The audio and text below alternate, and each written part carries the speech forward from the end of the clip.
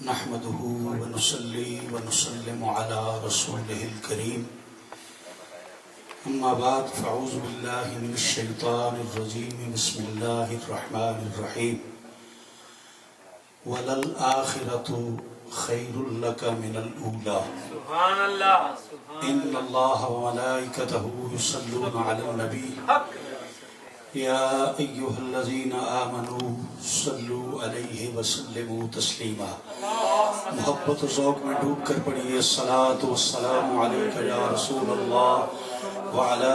آلك وأصحابك يا حبيب الله الصلاة والسلام عليك يا رسول الله وعلى آلك وأصحابك يا محبوب رب العالمين آمین گرامی منزلت محترم و مکرم فخر السادات نور نگاہ غریب نواز حضور قبلہ پیر سید ضمیر شاہ صاحب اجمیری دامت برکات ملالیہ پیکر اخلاص و محبت جناب قبلہ میاں غلام حیدر صاحب سادات کرام پیران طریقت بزرگوں دوستوں عزیز بھائیوں میں اس داستان میں نہیں پڑھوں گا کہ آج کچھ اللہ کا امر کیا ہے کہ بار بار بھولنا بڑی مشکل سے یہاں پہنچے ہیں اور یہ بات بھی یاد رکھیے کہ یہ الجھنیں میرے آقا کریم علیہ السلام کا ارشاد گرامی ہے کہ جب دنیا میں تمہیں کوئی تکلیف آتی ہے بندہ رستہ بھول جاتا ہے کانٹا چپ گیا ہے کوئی تکلیف آ گئی ہے تو بندہ بڑا پریشان ہوتا ہے کہ یہ کیا مصیبت آ گئی ہے میرے آقا فرماتے ہیں قیامت کے دن اگر رستے میں چلتے ہوئے تمہیں ٹھوکر بھی لگی ہے پتھر کی نہ تو میں اس کا بھی صلہ خدا کے دربار سے دلواؤں گا اس لیے یہ جتنی ٹھوکریں ہیں یہ ہماری خوش قسمتی ہے ہماری خوش بختی ہے یہ جتنی تکلیفیں ہیں یہ اللہ کی عطا اور اس کا کرم ہے کہ ہم حضور کے ذکر کے لیے کہاں کہاں پھر رہے ہیں رستے بھول رہے ہیں تکلیفیں اٹھا رہے ہیں یہ سرکار کا کرم ہے اور ان کی عطا ہے میرا ویسے اپنا ذاتی طور پر ارادہ آج ایک اور مضمون کو چھیڑنے کا تھا اصل میں دونوں کو چھیڑوں گا تو پھر وہ بات نہیں بنے گی اب آپ کا حکم ہے کہ میں نے گزشتہ میرے خیال میں جمعرات کی رات کو اس آیہ کریمہ پر چند باتیں عرض کی تھی تو انشاءاللہ جو میں سوچ کے آیا تھا وہ کسی اور دن عرض کروں گا اور انشاءاللہ آپ کی دعاؤں سے اس میں آپ کو جو لذت آئے گی نا وہ سمجھیں گے کہ شاید اس سے زیادہ اس میں لذت ہے اور یہ سرکار کا کرم ہے اس میں کوئی میری خوبی یا میرا کمال نہیں ہے یہ ان بزرگوں کی دعائیں اور عطائیں ہیں بلا تمہید مختصر سی گفتگو کروں گا میرا رب ارشاد فرماتا ہے وَلَلْآخِرَةُ اے محبوب تیرے لیے تیری آخرت خیر اللہ کا بہتر ہے تیرے لیے من الاولا پہلے سے توجہ فرمائیے بات پر دنیا کا قاعدہ ہے کہ بندے پہ کبھی کمال ہوتا ہے کبھی زوال ہوتا ہے کبھی بندہ بچہ ہوتا ہے پھر لڑکپن آتا ہے پھر جوانی آتی ہے جب جوانی آتی ہے تو بندے کے اعضاء کمزور ہو جاتے ہیں بڑھاپا آ جاتا ہے تو بندے کہتے ہیں ہر کمال را زوال جس نے کمال دیکھا ہے وہ ایک دن زوال بھی دیکھے گا اس پہ زوال بھی آئے گا دوستان محترم یہ جب ہاتھ کانپتے ہیں نا ایک صوفی نے ایک فقیر نے بڑی پیاری بات کی ہے صوفی کہتا ہے کہ تم جب ہاتھ کانپتے ہیں تو کہتے ہیں راشا ہو گیا ہے کیا کہتے ہیں راشا ہو گیا ہے وہ کہتے ہیں جناب یہ ہاتھ کانپتے ہیں اس کو پنجابی میں کہتے ہیں تھرکمبا لگ گیا راشا ہو گیا ہے جسم جو ہے وہ قابو میں نہیں رہا صوفی کہتے ہیں ہتھاں نو تھرکمبا لگا چورا تد بنایا ہتھاں نو تھرکمبا لگا چورا تد بنایا اے چورا ایک کہندا سجنا چھڑ دے مال پر آیا یہ جو ہاتھ کانپ رہے ہیں نا یہ کہتے ہیں چھوڑ دے تو ہر کمال راز زوال جسے کمال ملتا ہے اسے زوال بھی ملتا ہے اس کائنات میں بادشاہوں کو کمال ملے امیروں کو کمال ملے وزیروں کو کمال ملے سلطانوں کو کمال ملے لیکن جن کو کمال ملا انہیں زوال بھی آمنہ کے لال تیری عظمت کو سلام، تیری رفت کو سلام، تیری شان کو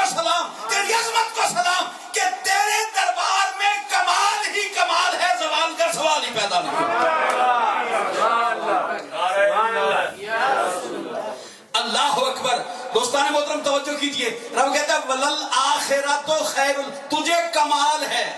تیرے قرآن میں کمال ہے، تیری شریعت میں کمال ہے، تیری حدیث میں کمال ہے، تیرے صحابہ میں کمال ہے، تیری آل میں کمال ہے، تیرے ولیوں میں کمال ہے، تیرے زمانے میں کمال ہے، تیری دنیا میں کمال ہے، تیرے مدینے میں کمال ہے، تیرے مکے میں کمال ہے، تیرے بال میں کمال ہے، تیری آل میں کمال ہے۔ سبحان اللہ، سبحان اللہ، سبحان اللہ۔ اب منہ مبارک آیا ہے، میری عادت جس وجہ سے لوگ مجھے بدنام کر رہے ہیں وہ میں بات تو کر کے جاؤں گا، جس وجہ بدنام، وہ محبت ہی کیا ہے جو بدنام نہ ہو، وہ پیاری کیا ہے جس میں تانا زنی نہ ہو۔ توجہ کیجئے بات پر، ابھی منہ مبارک آئے ہیں، یہ سرکار کے بال ہیں، سرکار کے بال ہیں، جس کے وہ بال ہیں نا یہ اس کی آل ہے، سبحان اللہ، یہ اس کی آل ہے۔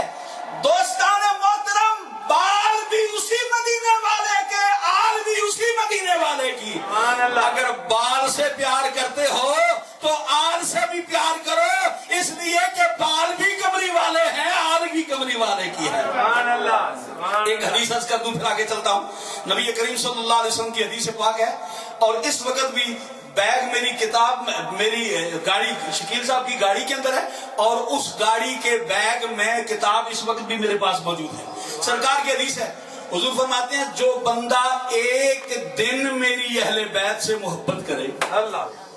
ایک دن میری اہل بیت سے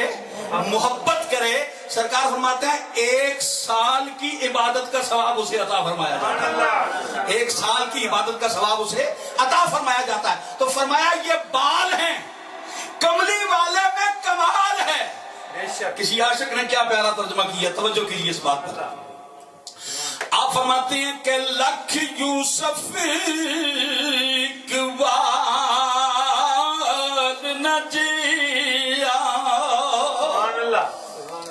عارف کلی خدا تیری قبر پہ اپنی رحمتیں نازل کرے، انوار نازل کرے، برکات نازل کرے۔ فرماتے ہیں لاکھ یوسف اکٹھے کر لو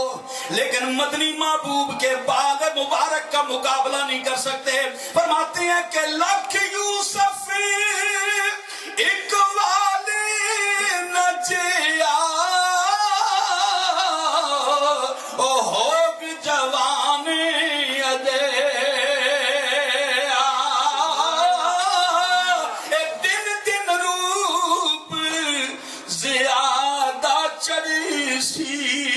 تے کدے نہ ہو سی بے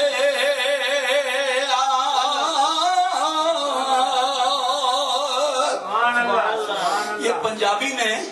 ہمارے کشمیر کے علاقے میں ایک بہت بڑے ولی اللہ گزرے حضرت میاں محمد صاحب، یہ ان کا شعر ہے، ذرا توجہ کیجئے۔ فرماتے ہیں لکھ یوسف ایک وال نہ جیا، ایک طرف ہے لاکھ یوسف، ایک طرف ہے ایک منہ مبارک، سبحان اللہ، جو خوش بختی سے شکیل بھائی کے حصے میں آیا ہے، افضل بھائی کے حصے میں آیا ہے، ایک منہ مبارک ہے۔ توجہ کیجئے، بڑی قیمتی بات ہے جو آپ کی خدمت میں عرض کرنے لگا ہوں۔ سبحان اللہ۔ حضور شاہ جی صوفی ولی کہتا ہے کہ اگر ایک منہ مبارک ایک طرف ہو اور لاکھ یوسف ایک طرف ہو تو پھر بھی بال کی شان اونچی ہے، بال کی شان اونچی ہے۔ میں دلیل پیش کرتا ہوں انشاءاللہ، بلا دلیل بات نہیں کرتا اللہ کے فضل و کرم سے۔ سوال یہ پیدا ہوتا ہے کہ اے میاں صاحب میں ریکویسٹ کرتا ہوں کہ یہ آپ کیا کہہ رہے ہیں، ایک طرف نبی ہے یوسف اللہ کے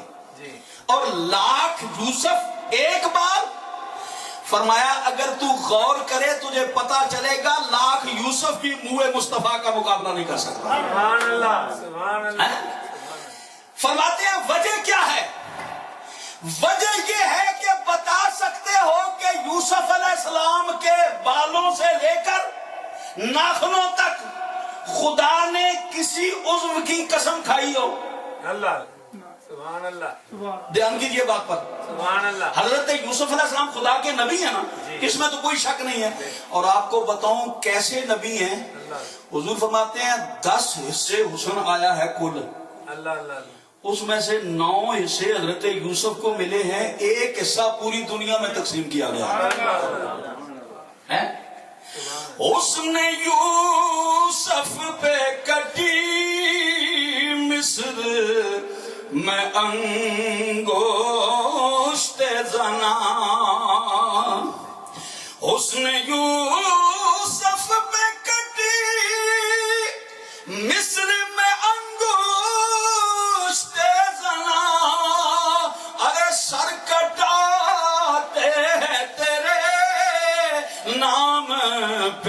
مردان عرب سر کٹاتے ہیں تیرے نام پہ مردان عرب. توجہ کیجئے, لاکھ یوسف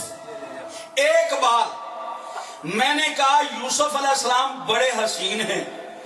پر خدا نے ان کے حسن کی قسم نہیں کھائی,